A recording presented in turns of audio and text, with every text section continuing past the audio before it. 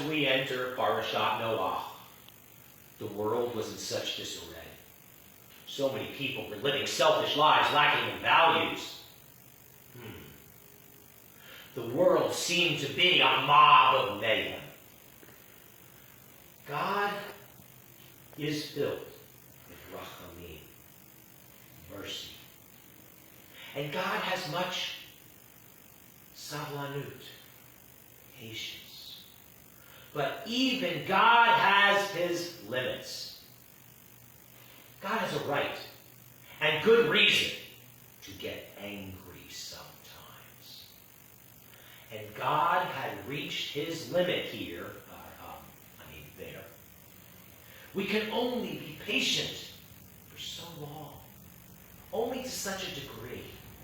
And we can be pushed to a point where we say, enough is enough. In the words of Howard Beale, the character played by Peter Finch in the 1976 movie Network. I'm mad as H-E-double hockey sticks, and I'm not going to take it anymore. At the point in human history of this week's Parshat Noach, God had reached that point. God is so disappointed and actually fed up with the world that he decides to flood humanity out of existence. That is, of course, with the exception of Noah and the members of his family. We have a right, and even good reason, to sometimes get angry too. Hey, even God got angry. Anger is an emotion, not a sin. But our actions are what become sinful if we do wrong. There is a difference between emotions and actions. We are entitled to feel as we feel. But we are not necessarily entitled to act as we may just want to act. And sometimes we do have a right, and even good reason, to get angry. Well, we were made in the image of God. And sometimes we too have reason to be mad as, And we reach a point where we don't want to take it anymore. We reach a point where we cannot remain silent. We need to say or do something. Sometimes silence is golden. We should not talk just to hear ourselves talking. There is a Talmudic quote that silence is offense around wisdom. But sometimes we need to say something. Silence may be seen as complicity. In the words of Mahatma Gandhi, silence becomes cowardice when occasion demands speaking out the whole truth and acting accordingly. We each should do something, our part, whatever that is. As Pirkei Avot instructs us, we may not be able to complete the task, but we still have to do our part. We each should do what we each can do. We should not be just sitting back and hoping someone else will speak out. We should not be just sitting back and hoping someone else will do.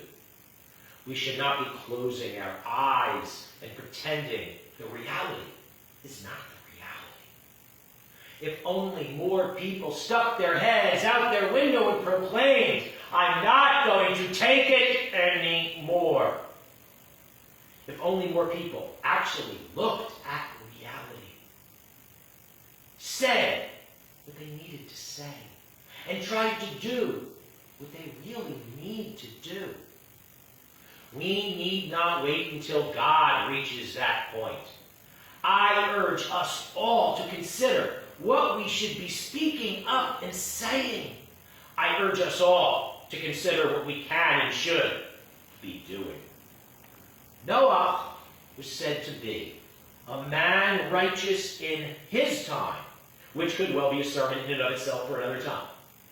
But being a man righteous in his time does not mean that he was actually the righteous we should all aspire to be.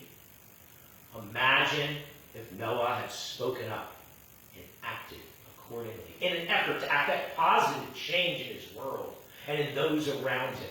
Maybe, just maybe, he could have said and done something to affect positive change before God reached the point he reached and ultimately decided to do as he did. God is filled with rachamim, mercy. And God has much savanut, patience. But even God has his limits. God has a right and good reason to get angry sometimes. We, though, need not let it get to that point. Let's say what needs to be said. And let's do what needs to be done before we and God reach such an extreme point. God promised that he would not flood the world so again. But he could have and perhaps should have something else on the way. We are letting this world go too far. Are you ready to stick your head out your window?